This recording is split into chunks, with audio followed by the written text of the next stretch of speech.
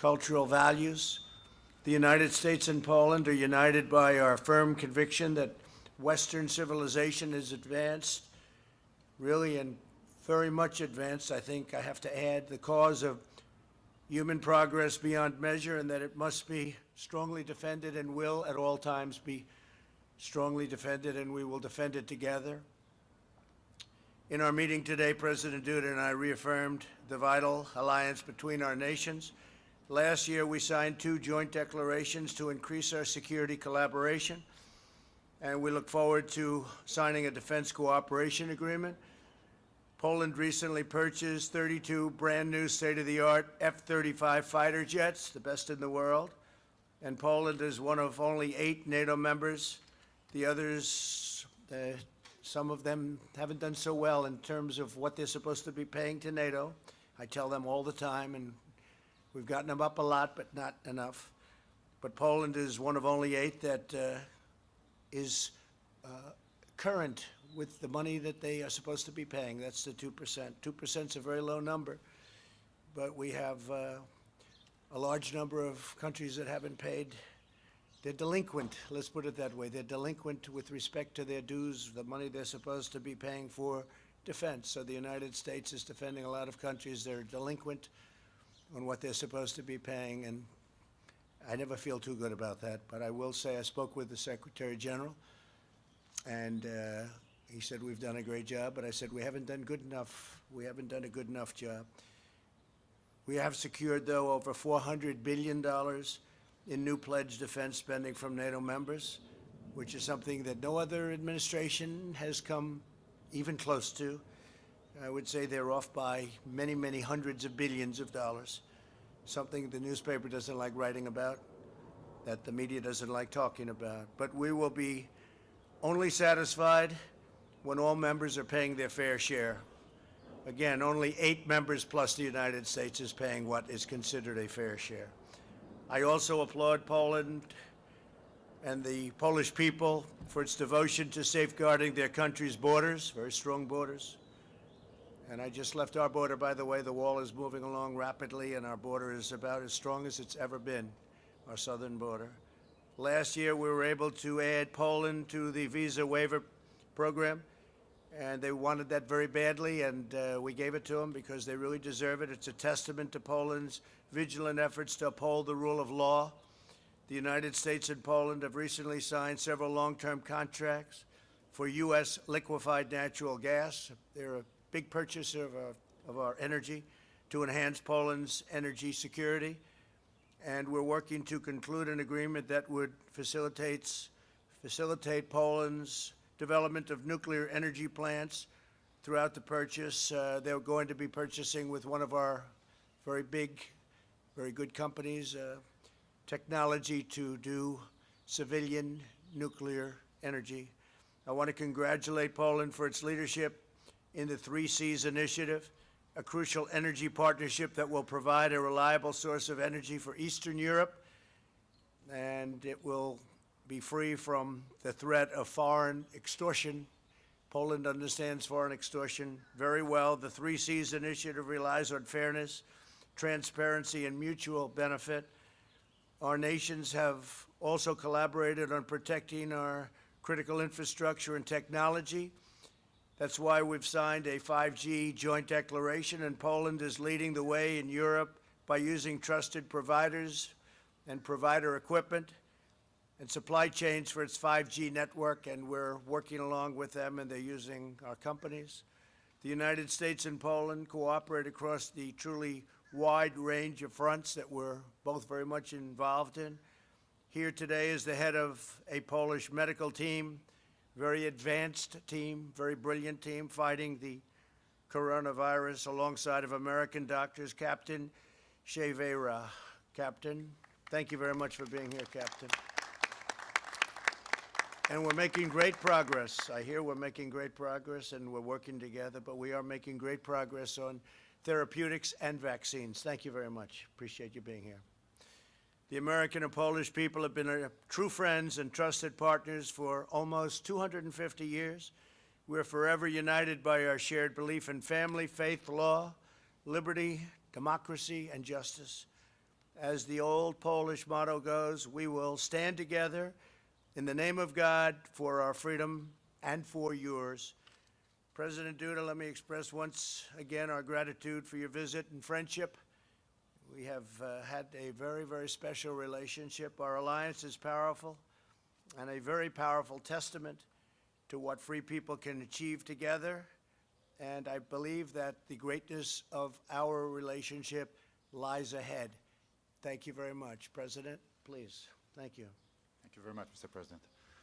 Szanowni Państwo, Ladies and gentlemen, first and foremost, I would like to thank very warmly to President Donald Trump, to the President of the United States of America. Thank you very much for inviting me here to Washington, to the White House, to take part in this very important meeting to us. This meeting is important for many reasons.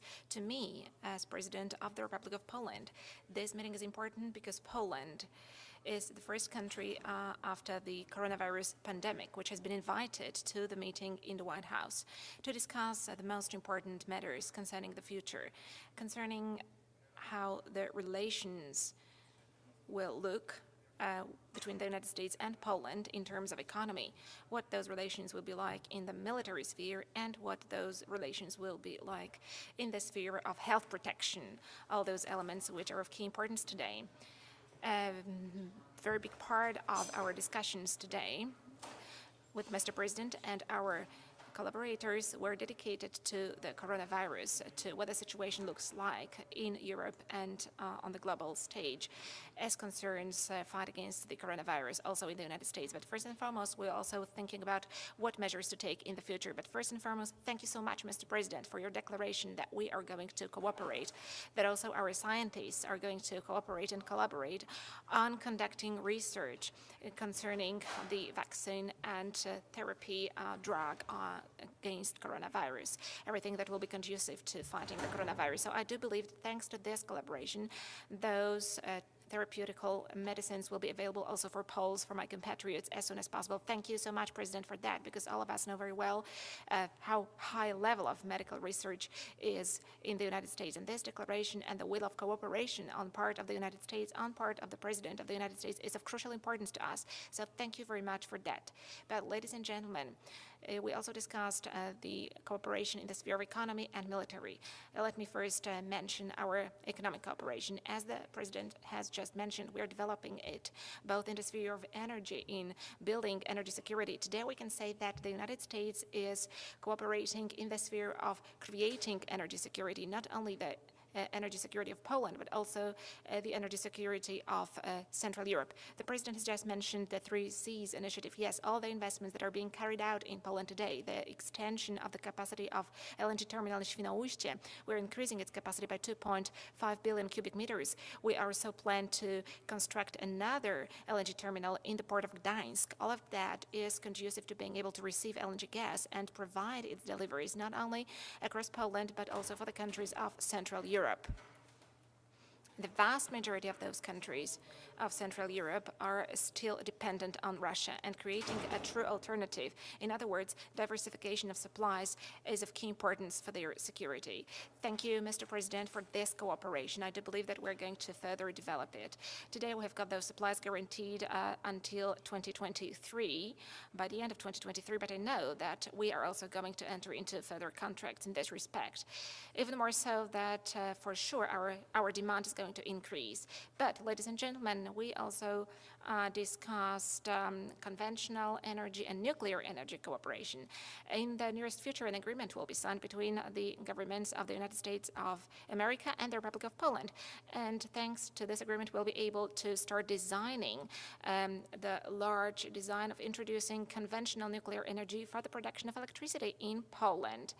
The entities which will participate in this project have already been selected, and the agreements are very advanced. On the Polish side, We have got Minister Piotr Naimski, who's in charge of those negotiations right now. An appropriate intergovernmental agreement is about to be concluded, finalized. We can expect that to happen in the near future. But, ladies and gentlemen, I also want to mention the contribution of the United States into the Three Seas Initiative, and first and foremost, the financial contribution to the fund of the Three Seas Initiative. Mr. President got interested in that fund some time ago. This is an element, a vehicle, which enables the development of this cooperation. Thank you, Mr. President, for your activity, and thank you for appreciating this cooperation, which takes place in Central Europe within the framework of the European Union. And the goal of this cooperation is to develop, to extend the infrastructure. Thank you for noticing the possibility of developing cooperation in the transatlantic zone between the countries of the European Union and the United States. And of course, from my point of view, this cooperation with Poland is extremely important to me, but also in the economic sphere. We're speaking about increasing military cooperation between Poland and the United States. It is also of primary importance. I have no doubts whatsoever that this cooperation will lead to the strengthening of security of the European Union, strengthening the security of the eastern flank of NATO, but also, and perhaps first and foremost, from my perspective, it will strengthen the security of Poland. And it will also lend additional financial credibility to Poland, investment credibility on part of American investors.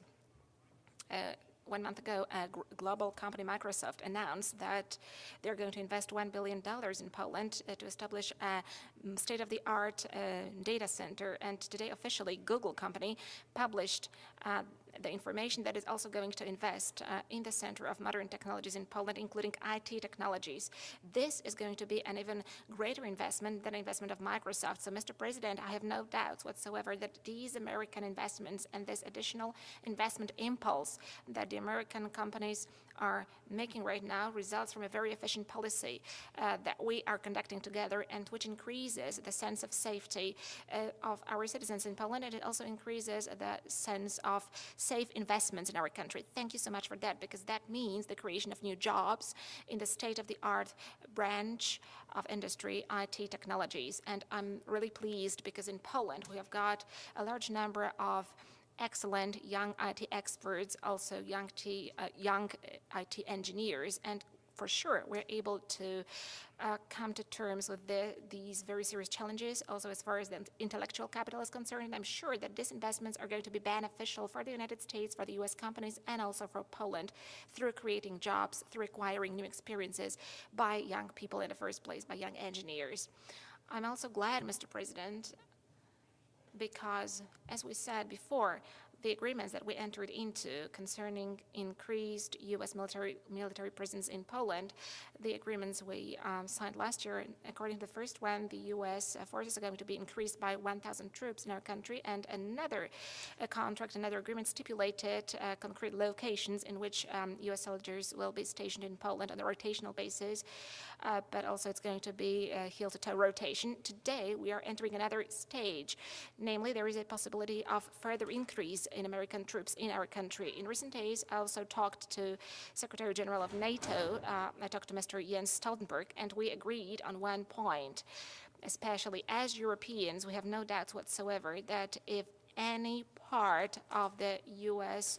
armed forces, which is the biggest armed forces in the world, was withdrawn from Europe, that would be very detrimental to European security.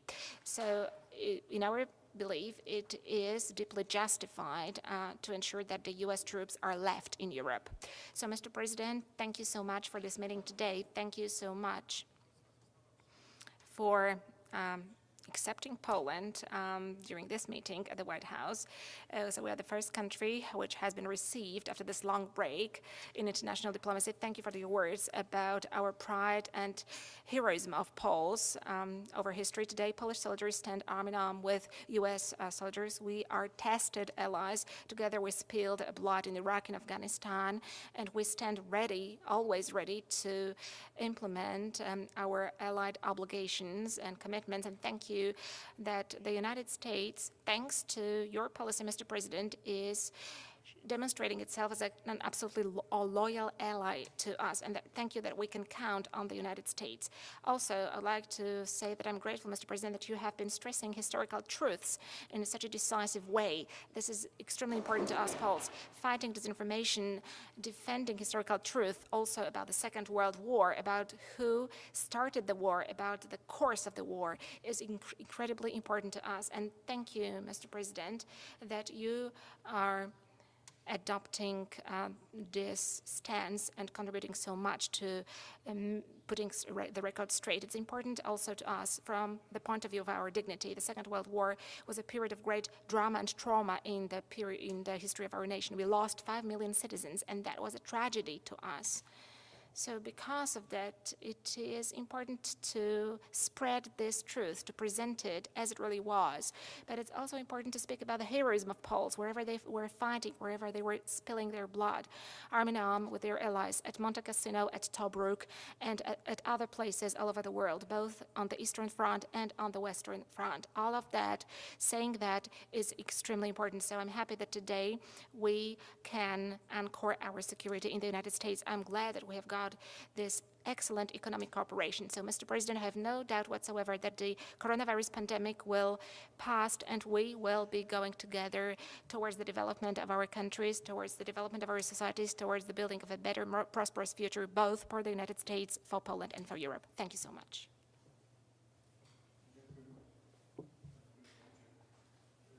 We'll ask one to me and one to the President, and that would be great. Steve Holland, go ahead.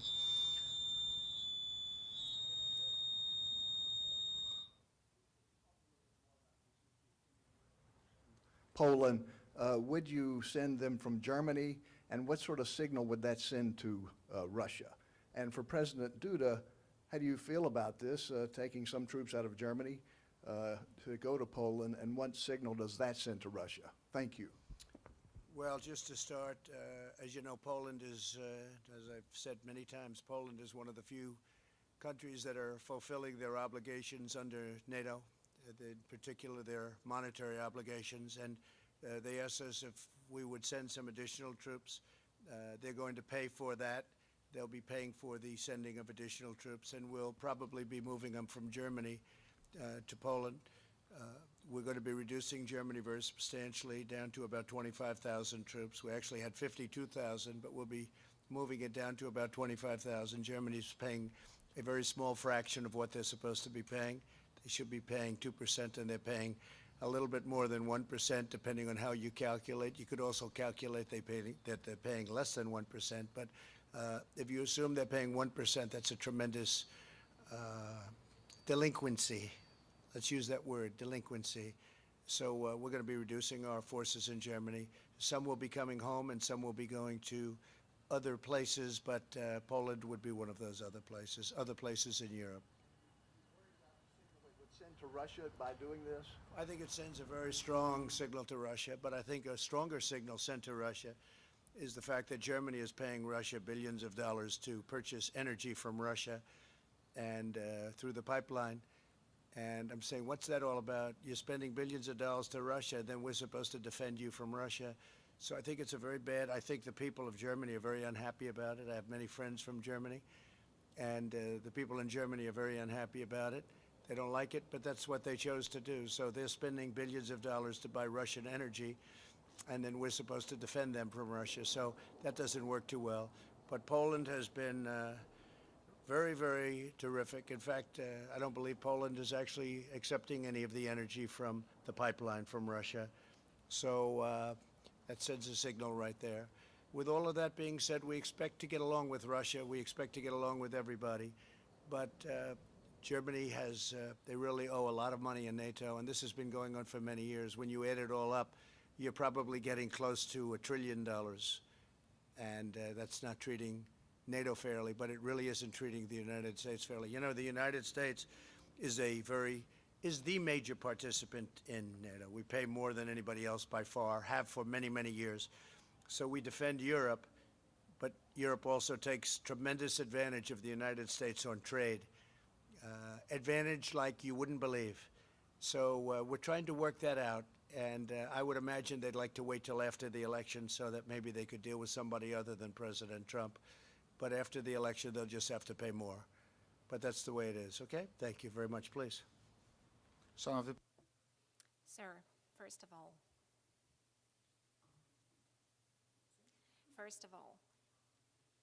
I do respect very much both Mr. President Donald Trump and the United States of America, a wonderful, great state which today is the largest military and economic superpower in the world. And I wouldn't dare say to the President of the United States of America where he should send his soldiers, because this is the decision which is always taken by the United States. This is a very responsible decision. However, I do not deny that I requested, Mr. President, that he would not withdraw U.S. forces from Europe, because the security of Europe is very important to me. From Europe as such, I'm talking about the United Europe, for which the American presence since the end of the Second World War is a huge security guarantee. However, if I'm asked by anybody if I am ready that Poland receives more U.S. troops in our country, of course I am ready. In 2014, Russia attacked Ukraine. It annexed Crimea. It occupies Lugansk and Donetsk. Before that, it had attacked Georgia. 2014 was a year of huge fears in the Baltic states, and very big ones, very considerable ones among the Polish society. Today, the presence of NATO troops and first and foremost of U.S. troops in Poland demonstrates that Article 5 of the North Atlantic Treaty is treated seriously. And it shows that if anyone wanted to attack Poland, it won't be a soft landing for that entity. That won't pay off for such an aggressor, because the strongest army of the world is present, and they would help Polish soldiers to defend our borders if such a case arises. 100 years ago, we repelled Russians from Warsaw. In a great battle in 1920, we defeated the Soviet army Bolsheviks, and we drew them back to the east. That was a great victory, but we managed to stop them only very near to Warsaw, at the outskirts of our capital city. We would never want to see that situation repeated again. That is why the Allied presence is crucially important to us today, and it is a very important security guarantee to us. So I'm very pleased that both within NATO as well as in the United States, and today the President of the United States understands the history of Europe, and he understands the realities in Europe, and that he also understands the situation as it is developing in Europe. So today this generates peace to my country. It brings security, and thanks to that, Russian, unfortunately very strong imperial ambitions, which have been revived over the last tens of years, I can say, because Georgia was attacked in 2008. Thanks to this, those ambitions have been stopped for the time being, at least in this part of the world. And I have no doubt whatsoever that this is also a huge merit of the policy of the United States. I'm grateful for that, just like all my compatriots are. I want to add 2014, which the president was talking of. That was a year where Russia had a good time with the United States. To the best of my knowledge, President Obama and Sleepy Joe Biden, they were in power. They were the ones that were doing it. This was before us. Hasn't happened with us, and it won't happen with us either. Please go ahead. Pan redaktor Marcin Wrona, bardzo. Marcin Wrona. President, you had to cancel your last trip, your last visit to Poland because of the hurricane. Are you planning a new visit to Poland in the near future? And the second question is on COVID. Is there a chance for Poland to participate in the development and early access, both to the vaccine and to the therapeutics? Panie prezydencie, czy jest szansa na to, że podczas tej współpracy Mr. President, is there a chance that during this cooperation of the United States we'll get fast access both to the vaccine as well as to concrete drugs against coronavirus? And we'd like to do it again as soon as we can. We have an election happening in this country, as you probably have heard, and so I probably won't be able to do it until after the election, but assuming things go well, the answer is a very definite yes, actually. As far as the joining with us on the vaccines, and therapeutics, by the way, because the therapeutics to me, if you gave me a choice right now, probably therapeutically, maybe I'd like that even better, but we're working very well on both. I think we're coming up with some great answers. I think you're going to have a big surprise, a beautiful surprise, sooner than anybody would think. But the answer is yes, we will be getting Poland involved, both in terms of helping, but also in terms of taking care of the Polish people once we have the vaccine. But I think we're going to have it very soon. Okay? Thank you.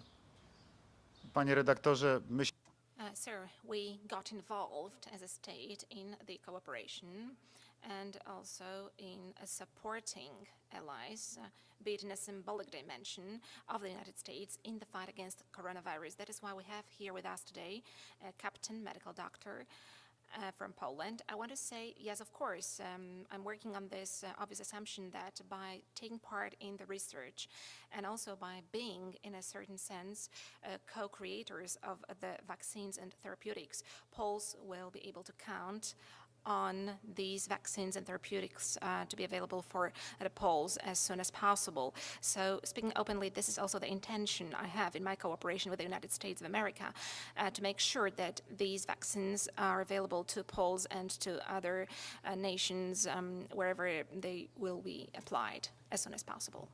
Okay. Thank you very much. John, please. This afternoon, the bill on reform in the Senate failed to move forward.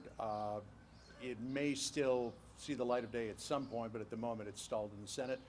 As well, you have an executive order that is coming out later on this week regarding monuments and what to do about people who deface or damage these monuments. Could you tell us what you're planning to do in the executive order and your reaction to what happened in the Senate? Well, the Senate Republicans want very much to pass a bill on police reform. We have total cooperation with many different communities, including the police community. They want it very much to happen themselves because there are things that they agree to that they would like to agree to, and they would love to have it agreed to formally. The Democrats don't want to do it because they want to weaken our police. They want to take away immunity. They want to do other things that you know about as well as anybody in this beautiful field that we sit. They want to take away a lot of the strength from our police and from law enforcement generally, and we can't live with that. We can't live with that. This is a great bill, strongly endorsed by, as you know, Tim Scott, who's terrific, who is a terrific man, great senator, South Carolina, and Mitch wants it to happen. I would like to see it happen, but we won't sacrifice. We won't do that. We won't do anything that's going to hurt our police. The police, you know, we have a record this year on crime, a record positive rating on crime this year, the best. And you hear about certain places like Chicago, and you hear about what's going on in Detroit and other cities, all Democrat run. Every one of them's Democrat run. 20 out of 20, 20 worst, the 20 most dangerous are Democrat run. We have one city or two cities in particular, worse than Honduras, worse than Afghanistan, and these are cities within the United States, Democrat run, radical left run. You see what's going on in Seattle, you see what's going on in other places. Seattle of all places, who would even think that's possible? 20 out of 20. The Democrats want to weaken very substantially our law enforcement and our police. And frankly, they want to defund largely, at least largely. There are some that want to defund and abolish our police, if you can believe that. And we're not letting that happen. So if nothing happens with it, it's one of those things. We have different philosophies. They want open borders.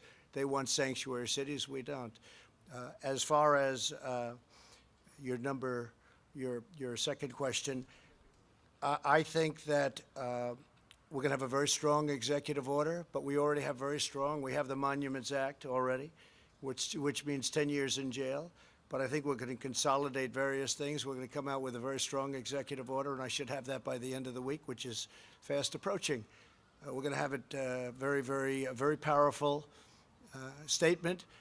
We've arrested numerous people, as you know, for what took place outside of Washington. In addition, the FBI is investigating hundreds of people throughout the country for what they've done to monuments, statues, and even buildings.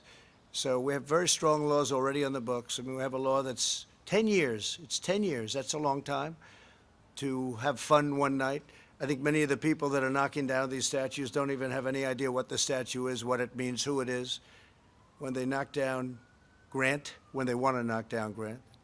But when they look at certain, now they're looking at Jesus Christ, they're looking at George Washington, they're looking at Abraham Lincoln, Thomas Jefferson. Not going to happen, not going to happen. Not as long as I'm here. As far as Democrats are concerned, I think they could care less whether or not it happens. And I think the American people get it. So we're going to have a very strong executive order, and it'll happen very quickly before the end of the week.